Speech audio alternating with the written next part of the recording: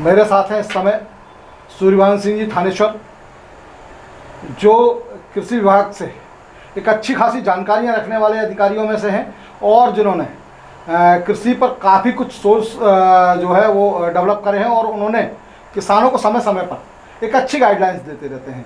तो मैं चाहूँगा थानेश्वर जी से कि पहले वो अपना पूरा परिचय दें। सभी किसान भाइयों को नमस्कार। मैं सूर्यवंश सिंह थानेश्वर, BTM आत्मा परियोजना कृषि विभाग गंजवा सौदा। थानेश्वर जी, इस समय सोयाबीन, उड़द और मूंग की फसलें खेतों में लगभग काफ़ी कुछ तैयार हैं और ऐसी स्थिति में अभी जो तरह तरह के कीटाणु लग रहे हैं, चाहे वो मक्का हो, सोयाबीन हो या उड़द हो, तो इससे ख़ास तौर से हमारा क्षेत्र सोयाबीन के लिए जाना जाता है और सोयाबीन का बड़ा रकबा है।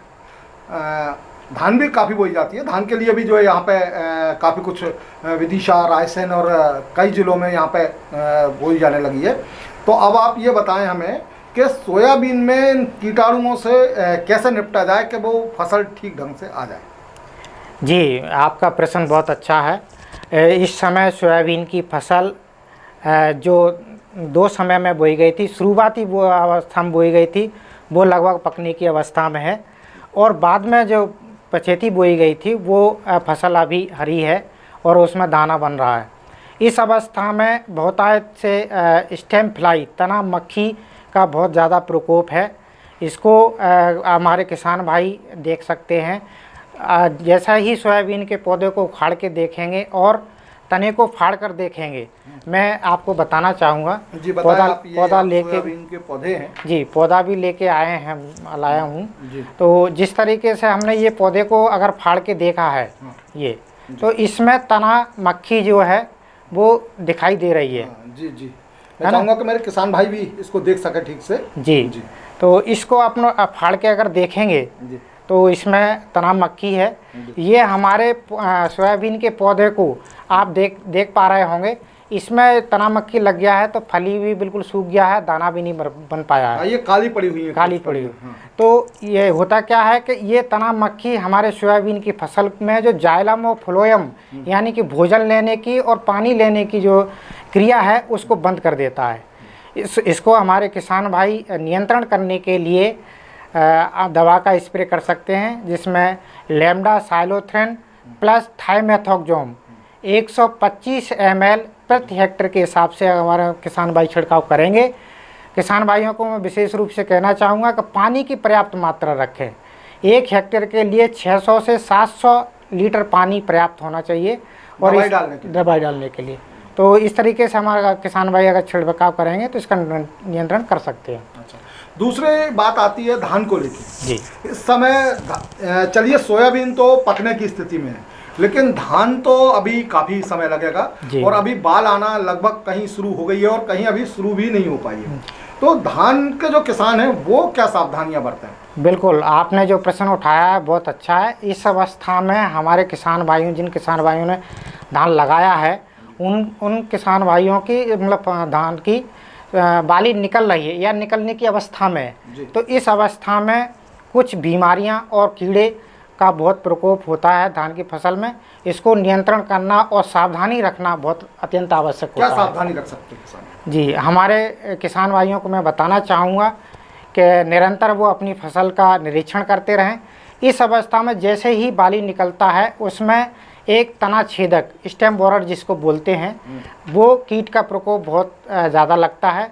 इसके लक्षण मैं आपको किसान भाइयों को बताना चाहूँगा कि जैसे ही बाली निकलता है, बाली निकलने के बाद बाली निकलती है वैसे ही सूख जाती है और वो बाली, सूखी हुई बाली को जैसे किसान भाई उसको तान मतलब पकड़ के खींचेंगे तो आसानी से खींच जाती है, पेड़ से अलग हो जाती है। पेड़ से अलग हो जाती है। तो उस पेड़ को किसान भाई ऊपर से फाड़ के देखेंगे तो उसमें इल्ली नज़र आएगी।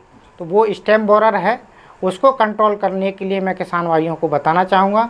उसमें भी सोयाबीन की तरह जी बिल्कुल पानी और खाद्यान्न जाना बंद हो जाता है। जी बिल्कुल, उसमें क्या है, जो बाली का भाग होता है वो तने से अलग हो जाता है, तो जिससे वो भोजन नहीं पहुंच पाता है और वो सूख जाता है, नहीं आता और बाली पूरी की पूरी पोची रह जाती है। दाना नहीं बन पाता है। तो उसमें ऐसी अवस्था में शुरुआत में ही अगर ऐसे लक्षण हमारे किसान भाइयों को धान की फसल में दिखते हैं तो उनको मैं बताना चाहूँगा कार्टाप हाइड्रोक्लोराइड एक दवाई है जो हमारे दाने के रूप में आता है। वो किसान भाई 4 से 5 किलो प्रति बीघा के हिसाब से हमारा किसान भाई इसका प्रयोग करते हैं कार्टाप हाइड्रोक्लोराइड का, तो इससे कीड़े से निजात पा सकते हैं।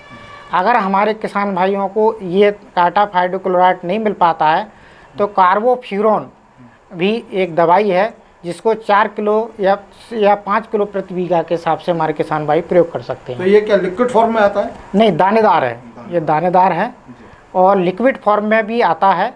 तो वो किसान भाई दानेदार आसान रहता है और छिड़काव में भी ज़्यादा दिक्कत नहीं आता है, तो इसका प्रयोग कर सकते हैं हमारे किसान भाई लोग। ठीक, धन्यवाद। इसके अलावा भी धान में और दूसरी बीमारियां आती हैं? जी बिल्कुल। तो वो कौन सी हैं? धान में मैं किसान भाइयों को बताना चाहूँगा इस समय में 2 प्रकार की बीमारियां धान में आती हैं। एक तो है ब्लास्ट और दूसरा है झुलसा रोग। तो किसान भाइयों को मैं बताना चाहूँगा इस समय ब्लास्ट की जो समस्या आती है उससे बहुत नुकसान हमारे धान की फसल को होता है।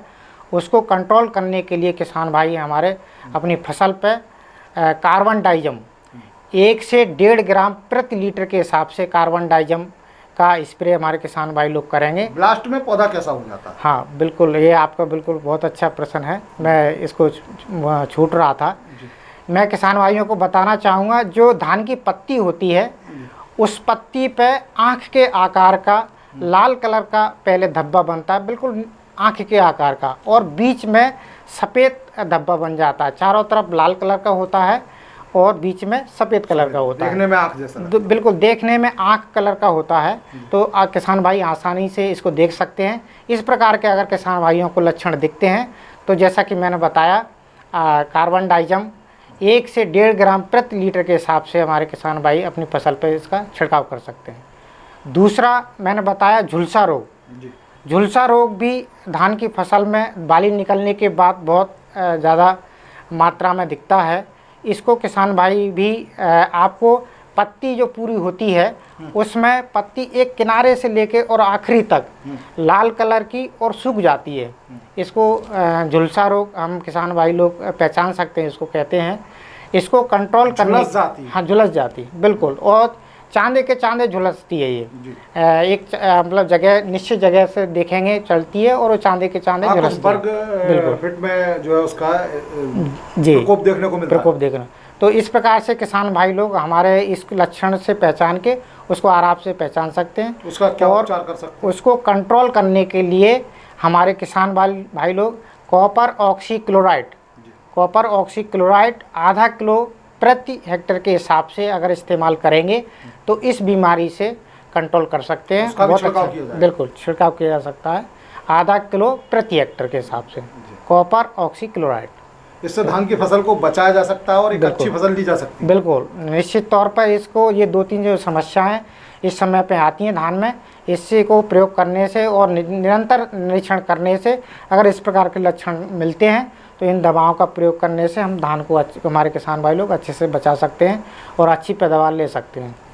तो अब ये मन से ख्याल निकाल देना चाहिए कि धान बोने में जो कीटाणु लगते हैं और धान जो खराब हो जाती है वो कहीं ना कहीं ठीक की जा सकती है। नहीं, बिल्कुल निश्चित तौर पर धान हमारे क्षेत्र के लिए किसान भाइयों के लिए फसल चक्र के बदलाव के लिए ये बहुत अच्छा पहल है। हमारे किसान भाइयों के लिए धान को लगाना चाहिए और कोई भी अगर समस्या आती है तो बिल्कुल इस प्रकार की जो समस्या लक्षण दिखते हैं तो दवाई डाल के उनको नियंत्रण किया जा सकता है और अच्छी फसल पैदावार ली जा सकती है। धन्यवाद।